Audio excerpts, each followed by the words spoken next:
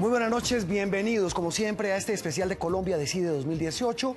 Tras las elecciones, María Alejandra, buenas noches, del 11 de marzo y de Semana Santa, eso suena ya muy lejos, la campaña presidencial, se puede decir, arrancó en serio y en firme. Estamos a, ¿qué?, 49 días para elegir al nuevo presidente de Colombia.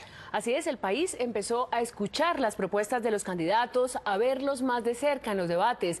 También las encuestas mostraron un punto de partida y las campañas día a día están trabajando para decidir adhesiones, alianzas, apoyos. La movida política está caliente. Claro, porque es que eso define, cualquier votico cuenta. Cualquier votico y cualquier apoyo cuenta. Muy bien, pues mostrémosles a nuestros televidentes, María Alejandra, cómo está hoy ese panorama electoral cuando estamos muy cerca de la primera vuelta de las elecciones presidenciales. La campaña presidencial avanza a toda marcha. Faltan 49 días para la primera vuelta y en el partidor los candidatos se juegan día a día sus cartas para conquistar votantes. Han comenzado los debates en los que los colombianos escuchan las propuestas y ven los diferentes estilos de hacer política. Los parlamentarios recién elegidos coquetean con sus apoyos y comienzan a aparecer los llamados acuerdos programáticos. En el mundo de la política nadie quiere quedarse por fuera de la contienda por un nuevo gobierno. Las movidas de los partidos, las encuestas, los debates, las alianzas, las traiciones, los cambios de candidatos, los enfoques y los matices de cada campaña. Esto es Colombia Decide 2018. Y como está tan movido el panorama político, vamos a desmenuzar lo que está pasando con cada partido, con cada candidato, cómo están empezando a mover los mensajes y obviamente hay mucho tema, Juan Roberto, para empezar a analizar con expertos. Sí, señora, y para eso hemos invitado a dos colegas, a dos compañeros de trabajo de Blue Radio y de Noticias Caracol. Saludamos primero a Pedro Viveros, él es estratega, periodista, analista político, trabaja en Voz Populi de Blue Radio. Pedro, buenas noches, gracias por estar en Colombia Decide. Y para usted en este momento, ¿cómo está la campaña? La fotografía de la campaña que está a menos de 50 días de su primera vuelta. Buenas noches, Juan Roberto. Y le voy a decir lo siguiente, yo creo que después del 11 de marzo, cada uno de los candidatos está buscando, primero Iván Duque, llegar y ganar en la primera vuelta. Y para eso está tratando de conformar, no solamente consolidar lo que tiene en opinión, sino también unos apoyos políticos. Y de esa manera, él puso al presidente Álvaro Uribe, que es su coequipero, a que haga unos trabajos en el terreno para que cree unos comités de apoyo a Duque, buscando apoyo en las bases.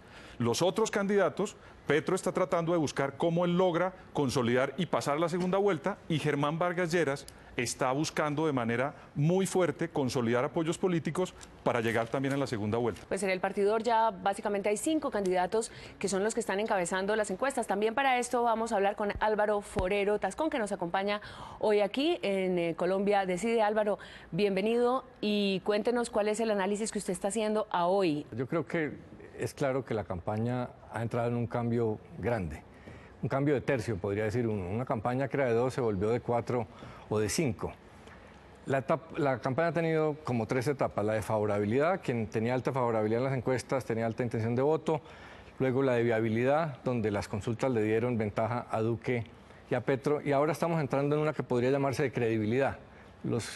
Los debates están buscando cuáles de los candidatos son más creíbles. Lo que pasó es que las consultas adelantaron la primera vuelta y eso cambió la dinámica. Y se generó lo que puede llamarse el huracán Iván, que pasó de categoría 1 a categoría 5 en días, pero le faltan 2 meses para tocar tierra. La pregunta es si logra mantener esa categoría. Los candidatos que tenían un partido menos, uno por jugar, que eran Vargas y Fajardo y de la Calle, no habían armado su coalición, apenas la están haciendo. Álvaro, desmenucemos, como dice María Alejandra, Vamos uno por uno. Este último análisis que usted hace, y arranquemos con Iván Duque.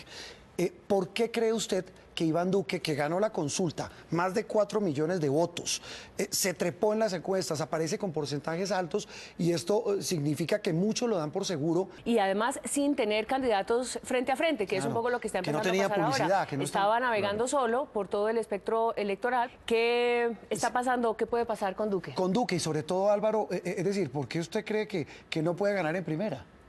Pues es que la consulta cambió la dinámica. Se adelantó la segunda vuelta. Normalmente la dinámica es que los candidatos en primera vuelta van a los extremos a consolidar los electorados más duros ideológicamente, y en segunda van al centro. Pero aquí, como la consulta anticipó, tanto Petro como Duque están tratando de venir al centro a recoger más votos. Duque para tratar de ganar en primera, porque las encuestas están mostrando que no tiene cómo solamente con la derecha, y Petro para tratar de demostrar que es el que debe pasar a segunda. Pero no es tan fácil porque en el centro están los otros candidatos. En segunda vuelta es fácil hacer eso porque pasan los dos candidatos ganadores y los demás desaparecen. Entonces les queda fácil recoger los votos del centro. Pero tanto Petro como Duque están tratando de mostrarse centrista y lo que hacen Vargas, de la Calle y Fajardo es empujarlos a los extremos diciéndoles, no señor, ustedes de centro no son, ustedes son extremistas. ¿Qué tanto antiuribismo se va a despertar para que se le haga más difícil la campaña a Duque, que pensaba que iba tranquilamente hacia la segunda vuelta sin problema? El tema, por ejemplo, de los debates, le dicen a Duque, usted dice que no va a hacer trizas los acuerdos, pero cuando explica qué es lo que va a hacer, equivale a volver trizas los acuerdos. Entonces, lo que busca Duque es irse hacia el centro y los demás a no dejarlo. Pedro, esto que menciona Álvaro, que es muy interesante, todos contra Duque, Duque y contra Uribe, es decir, pareciera ser la nueva estrategia contra el puntero de las encuestas, contra la revelación en la consulta, 4 millones de votos. Eso no puede, algunos predicen, en lugar de afectarlo, elevarlo aún más. Claro, y además le voy a contar lo siguiente. Iván Duque es el candidato hoy más fuerte, pero para algunos presentaba ciertas fragilidades para los debates que se venían. En unos debates lo ha hecho bien, en otros no tanto, pero ha demostrado que tiene, digamos, la capacidad de recuperarse en los debates y plantear sus propuestas. Ergo, eso de la fragilidad de Duque comienza también a ser desvirtuado. Y por el otro lado, Iván Duque tiene un apoyo muy fuerte en Álvaro Uribe. Álvaro Uribe no está apareciendo en las cámaras de televisión, está haciendo un trabajo político por debajo y un poco subterráneo, de tal manera que logre como extender un poco esa ola o el huracán del que habla Álvaro de Iván Duque para lograr alcanzar llegar y ganar en la primera vuelta. Pero por otro lado, Iván Duque, cuando uno lo oye hablar y cambiar un poco de discurso, está tratando como de preparar un aterrizaje en una eventual segunda vuelta para recibir apoyos del centro. Entonces, ese sería, digamos, mi resumen de lo que ha acontecido con Iván Duque en estos días. Veamos a Petro. Gustavo Petro se mantiene en el lugar de las encuestas, ha seguido asistiendo a nutridas manifestaciones públicas, se ha concentrado en la costa, esta semana estuvo en Magangué, en Corozal, en Monpós, se empiezan a ver muchas personas realmente acompañando a Gustavo Petro y realmente es el único candidato que está como en plaza pública manteniendo una campaña, pues digamos, de esa naturaleza. Aún así, Petro no tiene con quién aliarse. Ese tal vez es el lío, salvo algunos de los verdes, algunos de los liberales, algunos del polo, que hay que decirlo, y que pueda, no se sabe qué tanto apoyo pueda recoger en materia política. La fuerza del discurso de Petro tiene una disputa clara con Fajardo. El tema clave de Fajardo y de Petro en este caso es la lucha contra la corrupción, y así lo ha demostrado esta semana María Alejandra en los debates. Sí. Él habló muy duro del tema de corrupción. Álvaro, ¿cómo ve usted a Petro y qué tanto puede crecer? Porque se ha dicho que tiene un techo. Petro ha demostrado en los debates que tiene un diagnóstico de los problemas muy atractivo, distinto, le gusta mucho a los indignados y le gusta a los jóvenes. El problema es cuando llegan las propuestas, porque ahí es muy difícil creer que sea posible hacer todo lo que él dice, sobre todo en 4 años. Algunas de las propuestas requieren generaciones. El problema de Petro es que dejó de crecer. Por una parte alimentaba el crecimiento de Duque y por la otra se alimentaba de Duque. Esa simbiosis parece haber terminado. Ya la campaña no es de dos, empiezan a crecer los otros candidatos desde el centro. Entonces Petro se ve atrapado. El gran problema de Petro es demostrar que puede ganar en segunda, porque si no puede, y las encuestas están mostrando que no puede, los electores que no son uribistas van a buscar a alguien que sí pueda ganarle a Duque. Sobre este tema de Petro, lo que menciona Álvaro de las alianzas, sus discursos, viene el famoso fantasma del castrochavismo. Hoy ya casi ninguno de los contendores de Petro lo menciona. Es decir, ya no es un tema que muchos mencionen como si lo hacían antes de las elecciones del 11 de marzo y de las famosas consultas. Juan Roberto, Petro es como el sparring de todos los otros candidatos. Quieren pegarle a él para subir en las encuestas. Pero si uno, digamos, quitara del imaginario que tenemos los colombianos de la alcaldía de Gustavo Petro en Bogotá y nos remitiéramos a los debates y, digamos, insisto, en un ejercicio nos olvidáramos de que fue alcalde, es uno de los candidatos, sin duda, más preparado, más formado y con mayor, digamos, novedad en el discurso. Lo que pasa es que siempre, cuando presenta el diagnóstico, va a hacer las propuestas, todo el mundo se remite a los errores que cometió como alcalde de Bogotá. En este caso, lo que yo siento es que Gustavo Petro está tratando de poner temas novedosos en la agenda. Él es el tipo que en los debates genera controversia temática y contrasta con los otros candidatos, tratando de buscar cómo en una segunda vuelta trae unos nuevos electores a su campaña. Y también es cierto que Petro tiene gran apoyo entre los jóvenes, y no solamente los jóvenes de estratos bajos. ¿Qué tanto puede empujar, digamos, esa juventud a Petro? Porque es verdad que el antiuribismo tampoco es petrista 100%. Pues se dice que la juventud no vota. Yo no creo que eso sea tan cierto, y dentro de ese millón de nuevos inscritos para votar debe haber mucha gente joven. Pero hay que reconocer que también hay mucho votante joven en la derecha que apoya a Duque. Entonces yo creo que no es posible por vía de un sector de la población imponerse. Está muy repartido. La característica de esta elección es que está muy fragmentado. Yo quisiera complementar algo Pedro, de lo de Álvaro, y es que los jóvenes, si bien se dice que no vota, los jóvenes son activistas. Y hoy en día, con ese factor que son las redes sociales, que es donde se ha trasladado el discurso y el debate político, son demasiado importantes. Entonces, de repente puede que no votaran antes, pero ahora son unas personas muy fuertes a tener en cuenta, sobre todo en el manejo de la influencia de las redes sociales en la contienda política. Hablemos ahora, María Alejandra, de Sergio Fajardo. Fajardo se ha mantenido de tercero, incluso ha mostrado que sube un poco. Estuvo en el centro de la opinión por la posible alianza con De la Calle, alianza que no se dio ni que se va a dar. Su candidatura sigue concentrada en reuniones pequeñas, cara a cara, y el énfasis de su tema es mostrar la cara de profesor, científico y político poco tradicional. Sí, su lenguaje es distinto. Fajardo empieza a hacer siempre un silencio en los debates. No sé si hemos todos caído en cuenta que cuando se le pregunta, como que siempre se lo piensa, e incluso pide muchas veces que se le excuse ese silencio porque lo está pensando. Se muestra como un candidato mucho más reflexivo. No tiene el lenguaje tradicional de la política. Se muestra siempre alejado de los partidos, muestra su independencia y siempre resalta su trayectoria en Antioquia y enfatiza, por supuesto, en esa licencia que asume su partido y asume su candidatura de cero corrupción. Está subiendo un tono, digamos, de un tono tranquilo, que normalmente se le dice que está un poco tibio frente a los temas, y está empezando un poco a concretarse. Sí, vamos a ver, y esa es la pregunta para Álvaro, ¿qué tanto ese cambio de tono de Fajardo, esa vehemencia con la que habla de la corrupción, que otros se la están quitando? Lo vimos en el debate de Telecaribe esta semana, que otros candidatos hablaban de la lucha contra la corrupción, todos, Petro, Vargas, el mismo Duque, De la Calle, le están como quitando el discurso a Fajardo. ¿Qué puede pasar con Sergio Fajardo de aquí en adelante frente a este tema de la corrupción? Álvaro. Fajardo tiene las fortalezas y debilidades de los candidatos de centro. En segunda vuelta sería casi que imbatible porque podría recoger el centro y algo de derecha y algo de izquierda. Pero lo difícil para los candidatos de centro es llegar a segunda vuelta. Entonces, esa ha sido un poco la disyuntiva, pero ha empezado a subir Fajardo. Y la verdad es que la dinámica actual le favorece, porque los extremistas, los que están en el extremo de la derecha y de la izquierda, Petro y Duque, se están arrimando al centro y están valorizando al centro. Pedro, usted como estratega de comunicaciones, ¿qué consejo le daría a Fajardo? Yo a veces veo a Fajardo. Es decir, que mantenga lo que muchos llaman tibieza o que cambie el discurso. Yo lo que creo es que a Fajardo los electores que él tenía de centro izquierda se le fueron para donde Petro. Y Fajardo se quedó vacío con un electorado que lo estaba buscando y que lo tenía antes de diciembre del año pasado. Recuerden ustedes que las encuestas le favorecían enormemente, pero da la impresión que ese voto duro que tenía Sergio Fajardo se desplazó a donde Petro y él está hablando, digamos, a un nuevo electorado que creo yo no lo ha encontrado todavía. Pero ¿le alcanzará ese centro a Fajardo para llegar a segunda vuelta? Pues, ¿esa actitud de centro de la que usted menciona y destaca?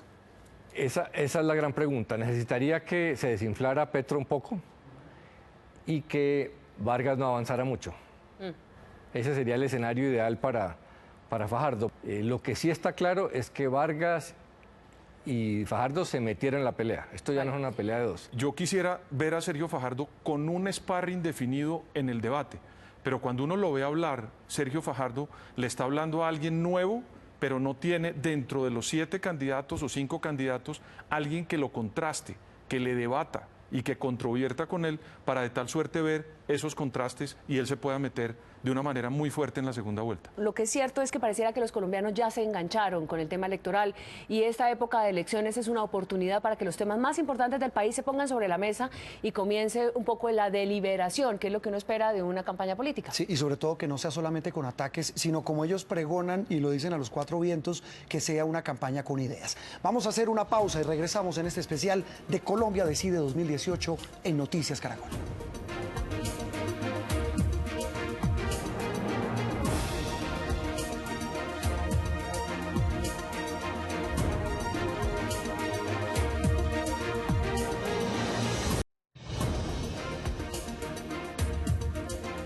Muy bien, regresamos en este especial de Colombia Decide 2018, la campaña, 49 días, María Alejandra, hemos desmenuzado, me gusta ese término, cada una de las campañas, las estrategias con nuestros invitados y lo que viene. Pero hablemos entonces de Vargas Lleras, porque esta es una de las campañas que tiene más fuerza, es más robusta desde el punto de vista político, partidista, pero es el hombre del 6%, en todas las encuestas ha marcado lo mismo. Vargas Lleras se crece en los debates, se le ha visto tranquilo, se nota por supuesto, María Alejandra, la experiencia como candidato, político curtido y como funcionario que ha sido.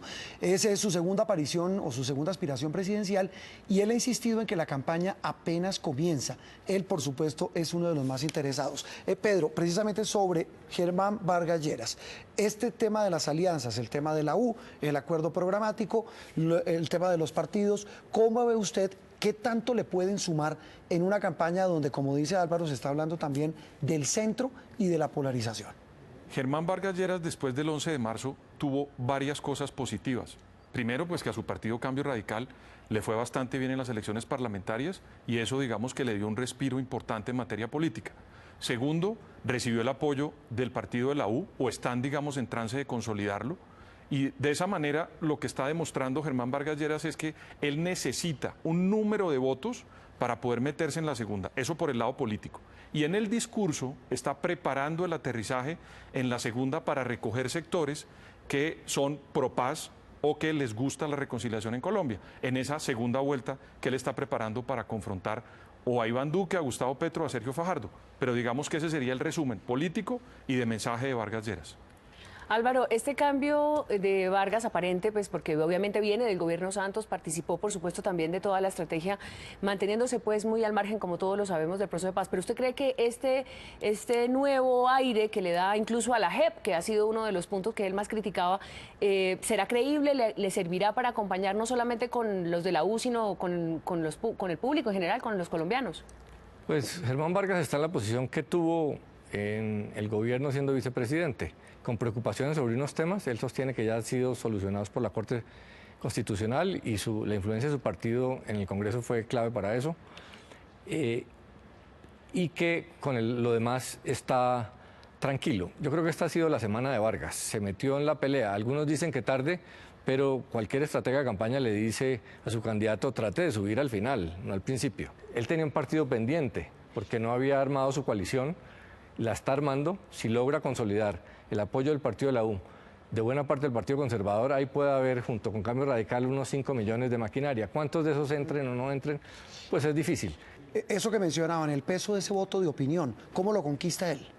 Yo a veces siento que Vargas tendría que dosificar los ataques a Duque y aumentarlos contra Petro, porque en este momento de la campaña, su enemigo, por supuesto uno siempre en campaña quiere golpear al que va primero, pero el enemigo real de Vargas Lleras hoy es Gustavo Petro. Si Vargas logra llegar a segunda vuelta, esa estrategia le permitiría dividir la derecha, dividírsela a Duque y compartir unos votos ahí, coger buena parte del centro, y si tiene la bandera de defender el proceso de paz, podría darse el mismo fenómeno de hace 4 años, que la izquierda, aunque no era santista, votó pensando en el tema de paz. Lo mismo podría lograr Vargas, que en segunda vuelta, si la pelea es entre volver trizas los acuerdos y defenderlos, logre inclusive algunos votos de izquierda y esa mezcla le permitiría ganarle a Duque. Hablemos ahora de Humberto de la Calle, que decidió seguir solo. Bueno, decidió no, el Partido Liberal decidió por él y le dijo que si se aliaba con alguien no lo apoyaba, y ahora empieza a verse, a notarse en la campaña como candidato. Una campaña tímida, una campaña llena de controversia por la situación interna, repito, del Partido Liberal, que lo enredó e hizo pensar que se retiraría. Algunos incluso dijeron que no iban con él. ¿Qué tanto va a acompañarlo verdaderamente el Partido Liberal? Los parlamentarios estaban ya haciendo coqueteos con Vargas, con Duque. ¿Ustedes qué creen, Álvaro? ¿Usted cree que de la Calle sí va a tener el apoyo del partido? Pues yo creo que lo que le conviene al Partido Liberal y a los congresistas es valorizar su apoyo, demostrar que tienen votos, y la única manera de hacerlo es sumándose en la candidatura de Humberto de la Calle. Si se dispersan ahora, pues no muestran capacidad política y les queda difícil negociar, si Humberto de la Calle no llegara a segunda, negociar con Vargas o con Duque. Yo creo que Humberto de la Calle va a mostrar, como empezó a hacerlo en el debate de Barranquilla, que es un candidato serio, capaz, profundo, respetable y sobre todo sincero. Y eso va a marcar mucha diferencia, porque hay otros candidatos muy habilidosos pero muy poco sinceros que tratan de esconder mucho sus verdaderas intenciones. Pero ¿cuál sería la estrategia para lograr arañar alguna posibilidad de llegar a segunda vuelta? Pues primero que todo tiene un partido que está muy dividido internamente. Si él lograra, y el presidente Gaviria lograra unificar el partido, y que los parlamentarios que sacaron en la elección anterior 1.800.000 votos lograran de alguna manera unirse para sacar la candidatura del doctor de la Calle, sería un muy buen mensaje. Pero hacia el exterior, las noticias que uno recibe es que muchos parlamentarios comienzan a desplazarse a otras campañas. Y también a mí me da la impresión que se desgastó mucho en esa negociación frustrada con Sergio Fajardo, porque al entrar en esa negociación que no fue fructífera, por supuesto demostraban muchas debilidades ambos candidatos. Pues la campaña está viva, estos son los análisis sobre los 5 candidatos a hoy y todo puede pasar, todavía se pueden mover muchas fichas. Eso, falta de todo, falta de encuestas, faltan debates. La televisión arranca el 27 de abril, un mes antes de las elecciones. Sí, y también televisión son las cuñas. Las cuñas de televisión, la publicidad en televisión, mientras tanto están dedicados a radio, a prensa. Pues en esa búsqueda, María Alejandra, de respuestas a las preguntas de los colombianos, arrancamos esta semana el país de los jóvenes. Los dejamos con los informantes. Hasta aquí Colombia Decide 2018. Nos vemos en la próxima semana.